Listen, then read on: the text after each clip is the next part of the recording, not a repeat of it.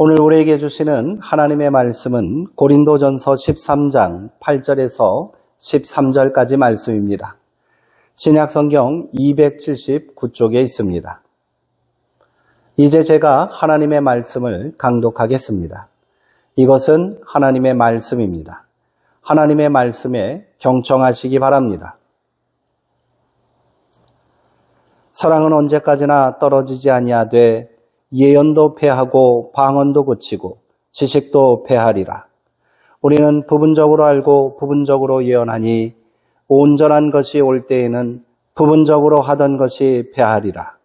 내가 어렸을 때에는 말하는 것이 어린아이와 같고 깨닫는 것이 어린아이와 같고 생각하는 것이 어린아이와 같다가 장성한 사람이 되어서는 어린아이의 일을 버렸노라. 우리가 지금은 거울로 보는 것 같이 희미하나 그때에는 얼굴과 얼굴을 대하여 볼 것이요 지금은 내가 부분적으로 하나 그때에는 주께서 나를 아신 것 같이 내가 온전히 알리라. 그런즉 믿음, 소망, 사랑 이 세 가지는 항상 있을 것인데 그 중에 제일은 사랑이라. 아멘. 그 중에 제일은 사랑이라 라는 제목으로 말씀을 함께 나누겠습니다. 지난 4주간 우리는 사랑을 주제로 한 말씀을 함께 나누었습니다. 오늘은 그 마지막 설교입니다. 흔하디 흔한 사랑 타령이 아니라 사랑의 본질에 접근해보자는 생각에 말씀을 준비했지만 사랑이라는 풍성한 언어를 몇 주간의 설교에 다 담을 수는 없었습니다. 하지만 교회에서 말하는 사랑이 지나치게 관념적이고 이상적인 개념이 아니라 지극히 평범한 일상적인 삶의 과제라는 사실을 모두가 공감하셨길 바랍니다. 더불어 기독교 정신에 있어 사랑이 가장 큰 핵심 가치라는 사실을 분명히 기억하셨으면 좋겠습니다. 이제 바울이 고린도전서 13장에서 선포한 사랑에 대한 결론을 함께 나누도록 하겠습니다. 마지막으로 바울은 사랑을 최고의 소유로 선택한 이유를 한마디로 결론 짓고 있습니다. 사랑은 영원하다라는 것입니다. 바울은 사랑은 언제까지나 떨어지지 아니하되라고 역설합니다. 그리고 당대 사람들이 대단하게 생각했던 것들과 사랑을 다시 한번 비교합니다. 사람들이 영원하다고 생각했던 것들이 실상은 순간적이고 임시적이며 지나가는 것이라는 사실입니다. 예언도 패하고 방언도 그치고 지식도 패하리라. 당시에는 아들이 예언자가 되는 것이 어머니들의 소원이었습니다. 사람들은 수백 년 동안 하나님이 어떤 예언자들을 통해서도 말씀하지 않으신다고 생각했습니다. 그래서 당시 예언자는 왕보다 위대했습니다. 사람들은 또 다른 예언자가 오기를 애타게 기다렸지요. 그러나 바울은 말합니다. 예언은 패하리라. 성경은 예언으로 가득합니다.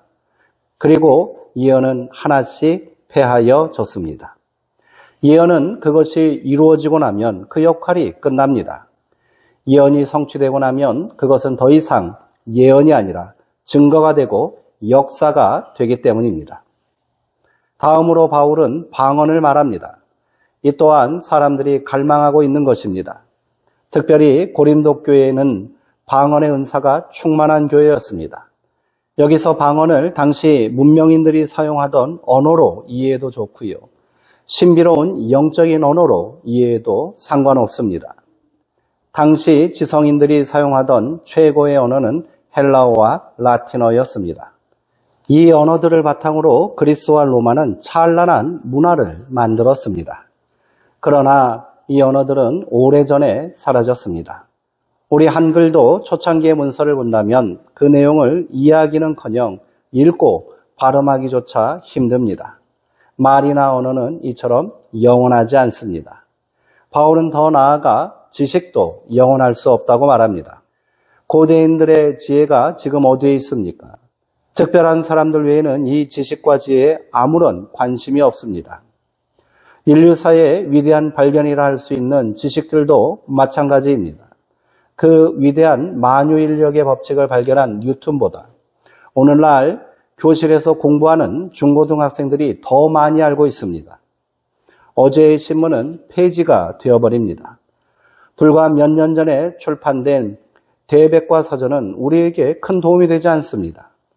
현대의 기술과 지혜의 집약차라 할 수 있는 스마트폰도 10년쯤 지나면 아무도 사용하지 않을지 모를 일입니다. 이 외에도 우리가 접하고 경험하고 있는 것들 중에 무엇이든지 영원히 지속될 것을 말해 보십시오. 바울은 굳이 많은 것들을 열거하지 않습니다. 돈과 재산과 명성을 언급하지는 않았지만 이 또한 영원하지 않다는 것을 우리는 잘 알고 있습니다.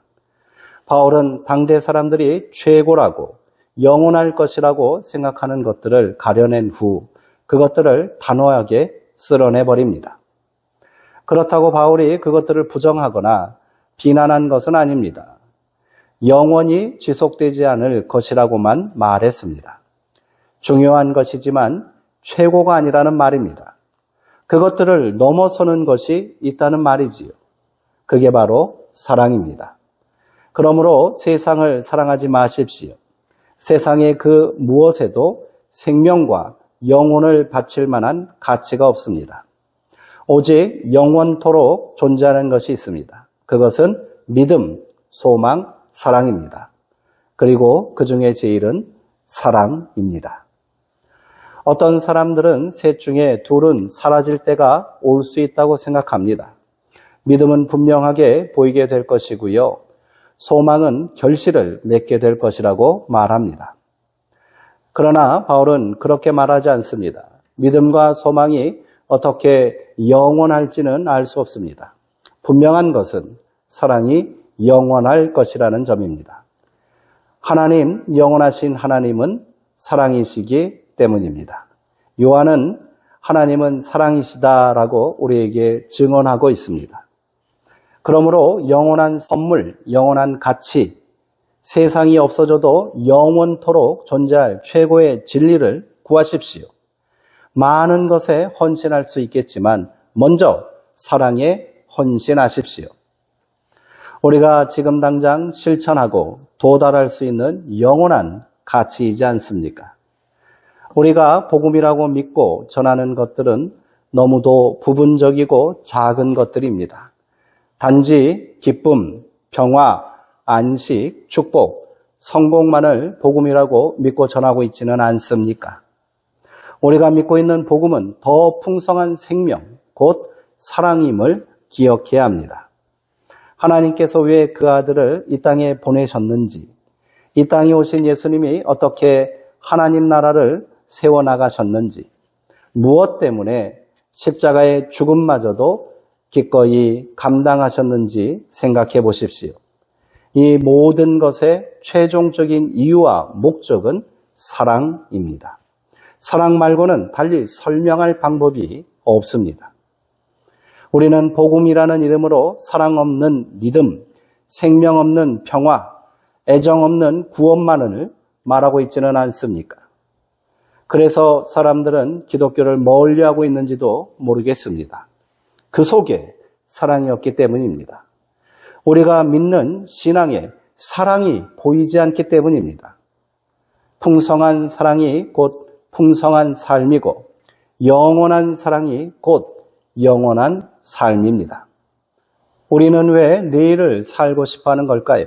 우리를 사랑하는 사람이 있어 그 사람을 내일도 보고 싶고 함께 있고 싶고 사랑을 돌려주고 싶기 때문이 아닙니까? 사랑하고 사랑받는 것 말고 우리가 살아야 할 다른 이유는 없습니다. 사람들이 왜 고독해하는 것일까요? 왜 극단적인 선택을 하는 걸까요? 사랑하고 사랑받는 친구를 찾지 못했기 때문은 아닙니까? 누군가 당신에게 분노를 쏟아내거나 공격적인 행동을 보였다면 혹은 당신을 피하여 입을 닫고 있다면 그 사람은 어쩌면 당신의 사랑을 갈망하고 있는 것일지도 모릅니다. 결국 산다는 것은 그리고 관계 맺는다는 것은 곧 사랑하는 것이기 때문입니다. 이것이 바울이 우리에게 보여주는 진리이며 삶의 철학입니다. 사랑은 영원하며 그것이 최고인 이유는 사랑은 영원하신 하나님께 속한 것이기 때문입니다. 그러므로 이 사랑은 지금 우리가 살며 누리는 것이지 죽을 때 얻는 것이 아닙니다.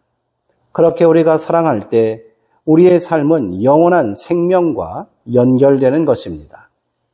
구원의 최종 목표가 영생, 영원한 생명이라면 우리는 지금 이를 경험하고 누릴 수 있습니다. 우리가 사랑하고 사랑받으며 산다면 말입니다. 사랑하지도 사랑받지도 않은 채 홀로 살고 늙는 것보다 사람에게 더 불행한 일이 어디 있겠습니까? 그러므로 구원받는다는 것은 곧 사랑하는 것입니다. 요한은 말합니다. 어느 때나 하나님을 본 사람이 없으되 만일 우리가 서로 사랑하면 하나님이 우리 안에 거하시고 그의 사랑이 우리 안에 온전히 이루어지느니라. 아멘. 사랑 안에 거하는 사람은 이미 하나님 안에 거하는 겁니다. 그는 이미 온전한 구원을 이룬 셈입니다. 하나님은 사랑이시기 때문입니다. 이제 우리 조금 더 사랑합시다. 5주간 함께 나눈 설교를 통해 사랑에 대하여 다 말했다 할 수 없습니다. 설교마다 은혜 받고 감동받았으니 그것으로 충분하다 생각해서도 안 되겠지요. 매일매일 사랑을 실천하고 사랑을 경험해야 합니다.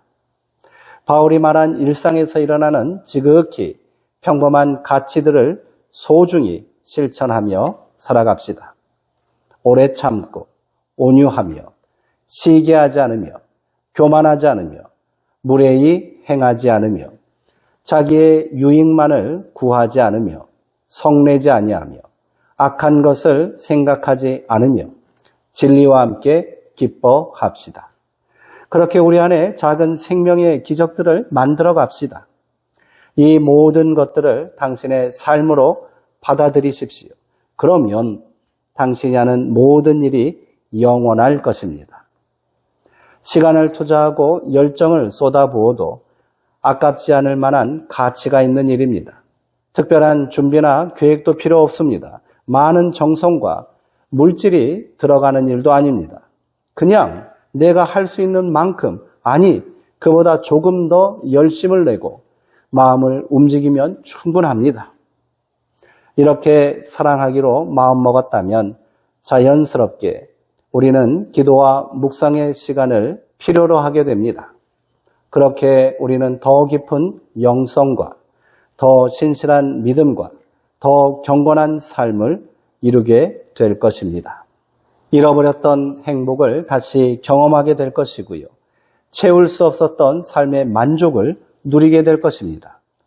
사랑을 유보하고 뒤로 미루는 것은 그리스도의 영을 부정하는 것이고 우리가 그분을 알지 못한다는 증거이고 우리를 위한 그분의 삶과 죽음을 헛되게 하는 일입니다. 그리스도는 누구이십니까? 병든 자와 함께 아파하시고 외로운 자들의 친구가 되어주시며 배고픈 자들을 위해 먹을 것을 나눠주신 분입니다. 그리스도는 어디에 계십니까? 누구든지 그리스도의 이름으로 지극히 작은 자를 영접하고 섬기는 자리에 그리스도가 함께 하십니다. 누가 그리스도의 사람입니까? 사랑하는 자마다 하나님께로부터 나며 그리스도에게 속한 자입니다. 내 가족, 내 형제, 내 울타리 안에만 머물러 있는 우리의 사랑을 조금 더 확장합시다. 울타리 밖에 있는 그 사람, 그 가족, 그 형제에게도 내 사랑이 닿을 수 있도록 더 넓은 품으로 그들을 끌어안읍시다. 그렇게 우리 안에 더 많은 사랑의 역사, 생명의 역사가 일어나게 합시다. 그렇게 우리가 거하고 머무는 곳마다 하나님께서 함께 하시는 감격과 기적을 만듭시다. 이 시간 다시 한번 우리 진심으로 고백하고 기도합시다. 예수님의 사랑이 내 안에 있습니다.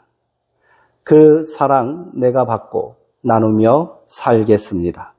아멘. 기도하시겠습니다.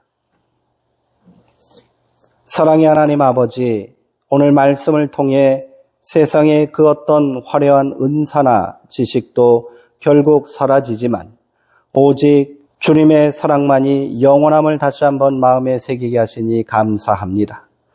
우리의 신앙이 말과 관념에만 머물지 않게 하시고 오늘 내 삶의 자리에서 마주하는 이들을 향한 구체적인 오래 참음과 온유함 그리고 따뜻한 관심으로 나타나게 하옵소서.